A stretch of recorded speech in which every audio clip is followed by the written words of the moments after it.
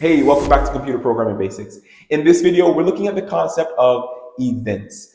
And an event can be simply defined as something that happens. What happened? The left mouse button was clicked. Or what happened? The screen size was changed. What happened? A key on the keyboard was pressed. In all of these cases, these are events that most programming languages can notify our program about so that our code can decide if and how to react to those events.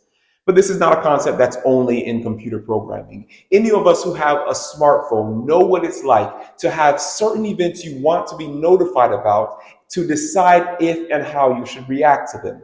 How does this work? Well, there are millions, if not billions, of events that are taking place right now that I could be notified about on my phone. For most of these events, I don't care. I don't want to be notified about the fact that it's raining in Budapest. That's an event that's important to someone, but it's not important to me. And so I don't need to react to that event. But for other events, a really small subset of events, I actually do want to know when that category of event takes place. And so in my phone, I can set up per app, or I can set up for my phone for the app itself if I want to receive a notification of events in that category of events. Then when such an event takes place, a notification is sent to my phone.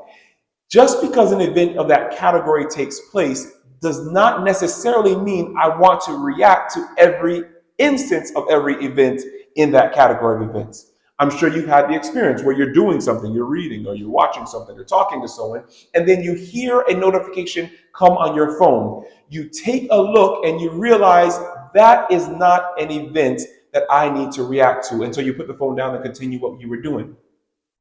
This same process is what we find in computer programming.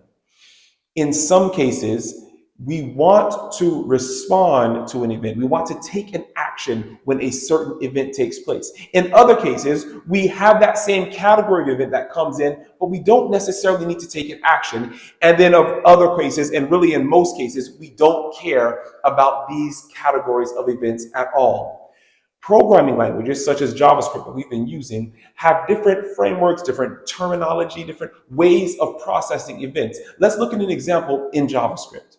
In JavaScript, there's a document object that has a number of important functions. One of them is the add event listener function. And this function is how we set up these notifications for events that take place in our code. So what's happening here is we're saying the key down event category are the kinds of events that we want to be setting up a new listener for, a notification for.